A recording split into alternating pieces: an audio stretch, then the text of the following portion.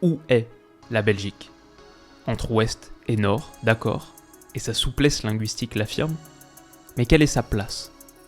En retrait d'un ordre mondial trop dur à influencer? Au centre d'une Europe qui a fait de Bruxelles son foyer?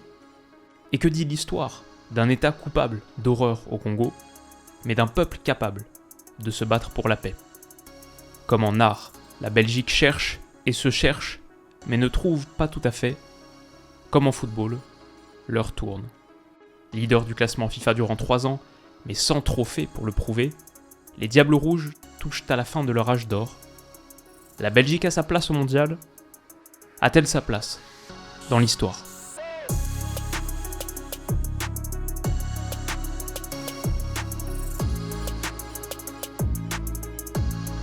Les amis, bienvenue, j'espère que vous allez tous très bien, très content de vous retrouver aujourd'hui pour cette nouvelle vidéo et ce 9e épisode de Mondial consacré à la Belgique. La Coupe du Monde c'est dans 15 jours à peine à partir d'aujourd'hui et je suis super content de parler de la Belgique aujourd'hui, un de mes pays préférés, le pays de, moi je pense mon artiste préféré. Vous avez vu une petite allusion dans l'introduction, il y a aussi quelque chose dans le décor, depuis un moment maintenant, peut-être que vous l'avez déjà remarqué. Mais ouais, en tout cas, la Belgique, comme d'habitude dans le cadre de ces vidéos, on commence par l'ambition. Quelle doit être l'ambition des Diables Rouges au Mondial? Et comme d'habitude, on jette un petit coup d'œil à l'histoire. Ce qui est intéressant avec la Belgique, c'est qu'ils ont joué beaucoup de Coupes du Monde. On le voit ici, ils ont participé à quasiment toutes les premières, à part en 1950. Mais ils ont dû attendre 40 ans avant leur première victoire en Coupe du Monde. C'était ici, en 1970, l'édition mexicaine. Avant ça, il y avait 0 victoire sur leurs 4 premières participations. Bon, ensuite, ils ont eu un très très beau moment dans les années 80 avec déjà, on ne le voit pas ici, mais une finale du championnat d'Europe des Nations, une finale de l'Euro 80 perdue contre l'Allemagne de l'Ouest, et donc cette première demi-finale de Coupe du Monde 1986. Superbe photo, c'est l'époque de Jean-Marie Pfaff, bien sûr, le gardien du Bayern, Eric Gerrits, le grand Eric Gerrits, ici au centre de l'image, le superbe Enzo Scifo, Jan Koolmans, entre autres, la première génération dorée belge, au tournant des années 80. Ils sont éliminés en demi-finale donc par l'Argentine de Maradona, futur vainqueur. Au tournant du millénaire, il y a une grosse période de vide, non qualifiée pour les éditions 2006 et 2010. Puis, avec l'arrivée de la seconde génération dorée, la Belgique va connaître son acmé, l'acmé de son histoire footballistique, avec cette Coupe du Monde 2018 où ils réalisent déjà un perfect en phase de groupe. Ça c'est un penalty contre la Tunisie. Ils avaient aussi démarré par une victoire contre le Panama. Ça c'est le premier but de la compétition inscrit par la Belgique. On l'a un petit peu oublié, mais superbe reprise de volée de Dries Mertens.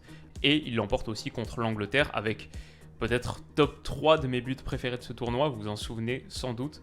La feinte de Januzaj, la petite roulette crochet extérieur pour enchaîner d'une frappe enroulée qui vient lécher la lucarne de Pickford. Superbe but. 3 matchs, 3 victoires donc. Le comeback légendaire contre le Japon en 8e, un des grands matchs de l'histoire de la Coupe du Monde tout court, pour sûr. En quart de finale, l'exploit contre le Brésil. Superbe parcours qui prend fin, comme on le sait, contre l'équipe de France en demi. Malgré cette courte défaite contre les Bleus, la Belgique, dans la foulée, bat à nouveau l'Angleterre pour prendre la médaille de bronze et rentre au pays en héros. C'est vraiment le point culminant de l'histoire footballistique belge et en même temps, il est teinté d'un immense regret. Est-ce que ça, c'était pas le moment? Est-ce que cette tête d'Umtiti qui prive la Belgique d'une finale contre la Croatie, c'est pas finalement le drame d'une génération dorée qui perd de plus en plus de son éclat depuis, où on assiste à une succession de déceptions? Déjà cette défaite contre la Suisse, alors que la Belgique mène 2-0, elle finit par s'incliner 5-2 en Ligue des Nations 2019, la sortie de route piteuse contre l'Italie, Euro 2020/2021 en quart de finale, puis un nouveau crève-cœur contre la France, ça c'était sur la dernière Ligue des Nations en 2021, la Belgique mène 2-0, finit par s'incliner 3-2. À la fin de tout ça donc, il n'y a aucun titre, même pas un mineur, et il y a une vraie sensation d'essoufflement. Ce qui fait qu'au moment où on se pose la question de savoir quelle doit être l'ambition de la Belgique, je trouve que c'est une question qui est hyper difficile. Et c'est peut-être ça le problème, c'est que la Belgique me semble être au croisement de 2 besoins un peu contradictoires. D'abord le premier, c'est penser ses blessures, retrouver une dynamique positive, retrouver un peu de confiance. Mais le deuxième objectif, c'est forcément faire mieux qu'en 2018. Parce que si cet hiver la Belgique refait un dernier carré, bon c'est du déjà vu quelque part, du déjà fait. Si la Belgique retourne en demi-finale et perd, l'émotion qui dominera, ce sera forcément la frustration de chuter à nouveau si près du rêve. Donc c'est une situation très particulière, et du coup j'ai envie de dire que la seule ambition qui est tenable pour la Belgique, c'est la victoire finale, mais est-ce que c'est une ambition réaliste? Alors, pour répondre à cette question, on peut jeter un coup d'œil au 11 que pourrait composer Roberto Martinez. Je ne sais pas si ce sera exactement ça le 11, je ne sais pas si ce sera exactement ça la liste. Ce que je peux dire en revanche, c'est que le système sera du 3-4X. On aura une défense à 3, on aura 2 pistons et on aura une paire au milieu de terrain. La raison pour laquelle je pense ça, c'est que Roberto Martinez a passé 76 matchs sur le banc des Diables Rouges. Il a pris la Belgique au lendemain de l'Euro 2016. 75 de ces 76 matchs ont été avec une défense à 3.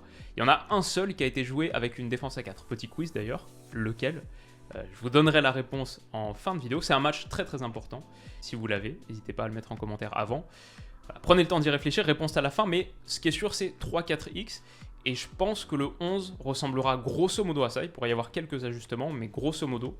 Ce qui m'inquiète, parce que je vois que 2 joueurs dans ce 11 qui sont à leur prime ou pas loin de leur prime. Soit à leur meilleur niveau, soit pas loin de leur meilleur niveau. C'est Kevin De Bruyne et c'est Thibaut Courtois. Tout le reste, que ce soit Eden Hazard, a commencé depuis son arrivée au Real Madrid en 2019, il n'a jamais fait une saison à plus de 2000 minutes. Il en a à peine 200 cette saison. Romelu Lukaku, flop total à Chelsea l'an passé. Et là, il a raté quasiment tout le début de saison de l'Inter à cause d'une blessure. Il fait à peine son retour en ce moment. Donc il arrive à court de forme, à court de compétition.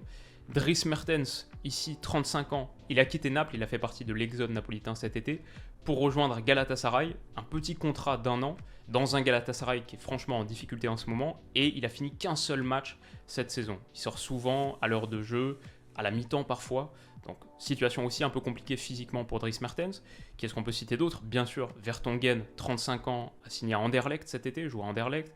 Alderweireld, 33 ans, cet été il est revenu d'Al-Duhail pour signer à Antwerp, donc ça dit quelque chose sur son niveau. Jason Denayer, je l'ai inclus ici, pas du tout certain qu'il soit titulaire, et un peu en perdition, il a signé aux Émirats Arabes Unis cet été, mais fin septembre, en dehors de la période classique des transferts, il était agent libre, a un peu peiné à trouver un club. Il y a d'autres gars qui poussent, j'ai mis Boyata, Dendoncker qui ont beaucoup joué, mais moi j'aime bien Théat, bien sûr du Stade Rennais qu'on connaît, et Zeno De Bast que j'ai pas inclus dans la liste, mais qui a participé au dernier rassemblement, qui a fait 2 plutôt bonnes prestations avec les Diables. Peut-être que lui on pourrait le voir, ce serait vraiment pas pour me déplaire, c'est peut-être à l'image d'une nouvelle génération qui arrive, qui commence à pousser, et qui peut être intéressante. Amadou Onana au milieu de terrain pour sûr, Loïs Openda c'est clair, CDK, même Jérémy Doku, s'il réussit enfin à mettre ses soucis physiques de côté et faire des saisons pleines. Mais voilà, ça c'est la génération pour demain. Pas celle pour aujourd'hui, pas celle pour cette Coupe du Monde là qui arrive. Je pense que les gars qu'on a mentionnés seront très peu, sinon pas représentés dans le 11 de départ. Donc voilà grosso modo pour les hommes. Qu'est-ce qu'on peut dire sur comment ça joue? Perso, je vais dire que quand je regarde ce collectif, j'ai 2 points d'inquiétude majeurs. Le premier, pour sûr, c'est ce secteur défensif. Vertonghen, Alderweireld, ça très très mal vieilli. Sur la pure protection de surface, il y a trop d'erreurs. Sur le jeu aérien, centre, coup de pied arrêté, etc., c'est compliqué. La couverture de la profondeur, il n'y a pas assez de vélocité pour être serein. Même des trucs basiques comme l'alignement, quand on regarde ici contre la Pologne, qu'est-ce que c'est que ça? Ce qui permet d'avoir Szymanski qui est nettement en jeu et qui en plus, sur la suite de l'action, va réussir à contrôler très facilement pour se créer une grosse occasion de but. Enfin voilà, il y a juste beaucoup trop de lacunes défensives, beaucoup trop de situations concédées, et avec un autre gardien que Courtois, ça se verrait encore plus. Donc ça, c'est ma première frayeur. La deuxième, c'est au niveau de l'entrejeu, où, à la rigueur, sur les hommes en tant que tels, Tielemans et Witsel, c'est pas vraiment le problème, c'est plus la complémentarité. J'ai l'impression que cette paire à 2, elle fonctionne pas assez bien, elle n'a pas assez de volume et pas assez de présence pour exister face à un autre entrejeu, un entrejeu adverse qui est un peu plus dominateur. Quand on voit à quel point ils ont été éteints par l'Italie, par exemple, en quart de finale de l'Euro 2020, Tielemans et Witsel, pris en marquage individuel, avaient eu beaucoup de mal à se dégager de l'espace pour exister, ce qui faisait que la Belgique avait quasiment qu'un seul circuit à disposition, c'était Meunier, qui était un petit peu plus bas, qui balançait des longs ballons sur Lukaku, et ensuite on essaye de jouer le second ballon grâce au jeu d'appui de Lukaku, mais cet entrejeu avait quasiment pas contribué sur la phase de préparation. Mais voilà, ça c'est un petit peu problématique. On pourrait parler des pistons aussi.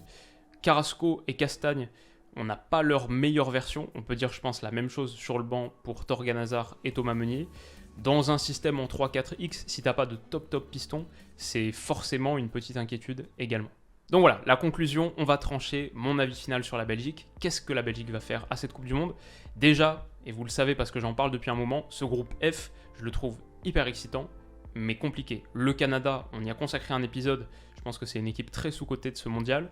Le Maroc, attention aussi sur la qualité individuelle, ce mini-Brésil très dribbleur, très créatif, grosse percussion. Bon, pas facile, et bien sûr la Croatie, finaliste du dernier mondial. Je vois quand même la Belgique se qualifier, mais ça va pas être évident. Et si derrière la Belgique se qualifie, elle a quasiment le pire tirage qui existe, parce que placée dans le groupe F, elle jouera soit le vainqueur du groupe E si elle finit à la seconde place, soit le deuxième du groupe E, on le voit ici, si elle finit à la première place. Pas de chance, le groupe E, c'est le groupe Allemagne-Espagne. Il peut toujours y avoir une surprise. Pourquoi pas le Japon dans ce groupe d'ailleurs? Japon qui est assez intéressant, une des nations que j'ai vraiment envie de voir sur ce mondial. Mais voilà, il y a des chances qu'en gros, même si tu finis à la première place, ce sera soit Allemagne ou Espagne dès les huitièmes de finale. Tout de suite un très très gros huitième de finale sur cette Coupe du Monde, mais difficile pour la Belgique. Donc je suis pas 100% pessimiste, la défense me fait peur, je pense qu'on en a bien parlé, il y a des problèmes tactiques, mais après voilà, c'est du foot de sélection, et il n'y a pas grand monde qui est collectivement impressionnant en ce moment, en sachant que la Belgique, en attendant, a le meilleur gardien du tournoi à son prime, et à Kevin De Bruyne. Juste avec ça, tu as un minimum de solidité et un minimum de créativité. J'ai envie de dire aussi que même contre l'Italie, ce match qu'on référence régulièrement, où la Belgique souffre et fait pour moi une mauvaise prestation d'ensemble, elle génère quand même 2 fois plus d'expected goals que l'Italie. Elle rate déjà 7 très très grosses occasions, vous vous en souvenez peut-être, à l'heure de jeu.